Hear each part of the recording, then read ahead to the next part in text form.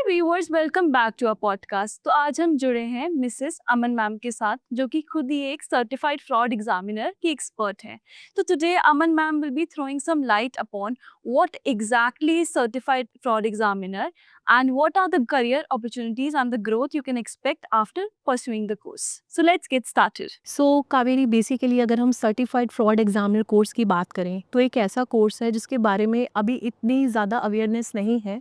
But ये course अगर कोई भी पर्सन, चाहे वो कॉमर्स बैकग्राउंड से है चाहे नॉन कॉमर्स बैकग्राउंड से है, दोनों ही पर्सनस ये कोर्स कर सकते हैं। और इसकी जो एम्प्लॉयमेंट अपॉर्चुनिटीज़ है, so they are getting increase day by day to a manifold extent because of the simple reason कि अगर हम फ्रॉड का एलिमेंट देखें, इन्वेस्टिगेशन, ड्यू डिलिजेंस, कंप्लाइंसेज होती हैं। बैंकिंग कंपनी की बात करें तो ड्यू डिलिजेंस की रिक्वायरमेंट होती है, कंप्लाइंसेज होते हैं, इंटरनल ऑडिट है।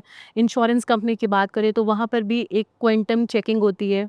देन उसके विद रिस्पेक्ट टू अगर हम बात करें स्पेसिफिकली इंश्योरेंस सेक्टर के अंदर की कंप्यूटेशन करनी होती है कि कितना एलिमेंट ऑफ रिस्क इन्वॉल्व है, कि क्या क्लेम की specifically computation.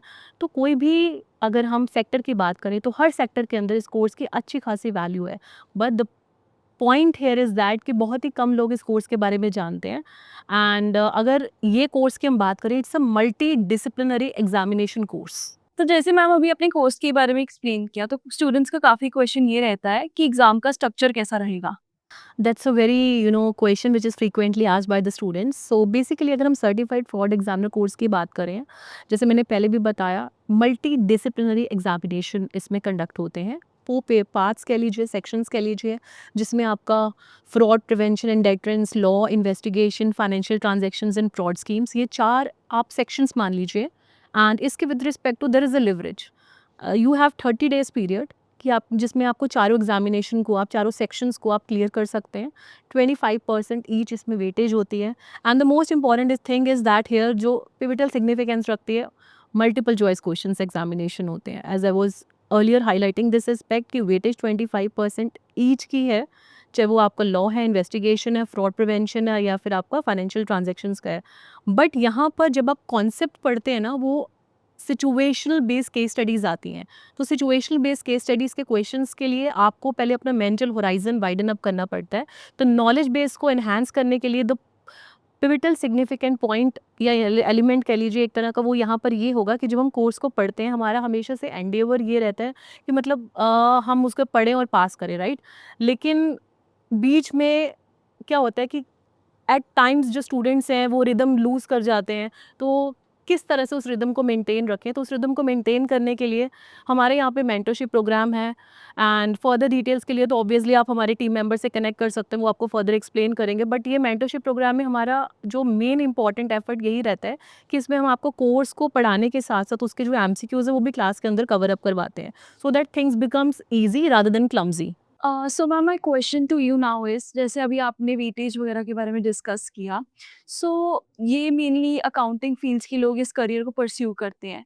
But I have one question कि क्या नॉन अकाउंटिंग स्टूडेंट्स भी ये कोर्स कर सकते हैं?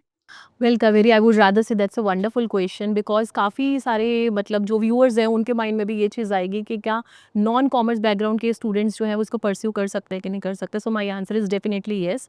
बट सब्जेक्ट टू कंडीशन, फिर आपका 2 इयर्स का इसमें एक्सपीरियंस होना चाहिए, इधर in internal audit, law, investigation, इन सब एरियज, क्रिमिनोलॉजी।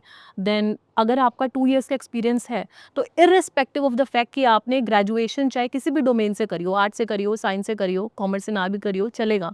बट फिर आपका जो 2 इयर्स का जो एक्सपीरियंस है, it becomes as such a prerequisite for the same. Ma'am my question to you now is, अगर कोई कोर्स करता है सीएफई का, तो कैसी जॉब्स एक्सपेक्ट कर सकता है? सो आई वुड से कि कोई भी सेक्टर हो, चाहे वो आपका बैंकिंग सेक्टर है, इंश्योरेंस सेक्टर है, या फिर बिग फोर्स हैं, एमएनसीज हैं, तो हर कंपनी में ही सीएफए की डिमांड होती है because of the simple reason कि इसका जो करिकुलम है, as I was telling you earlier, कि मल्टी डिसिप्लिनरी है।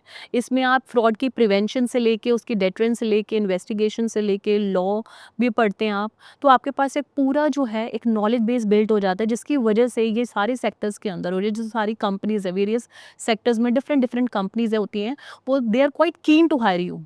जैसे मैम अभी आपने जॉब अपॉर्चुनिटीज़ की बात करी, तो काफ़ी स्टूडेंट्स का ये ड्रीम रहता है कि हम बाहर जाके सेटल होना चाहते हैं। तो क्या ये कोर्स के बाद हम ग्लोबल अपॉर्चुनिटीज़ देख सकते हैं? डेफिनेटली कावेरी, क्योंकि इसकी जो गवर्निंग बॉडी है यूएस की association of certified fraud examiner, वो ये एग्ज़ाम कंडक्ट करती है और इसकी जो जॉब अपॉर्चुनिटीज़ हैं दे आर परवेसिव।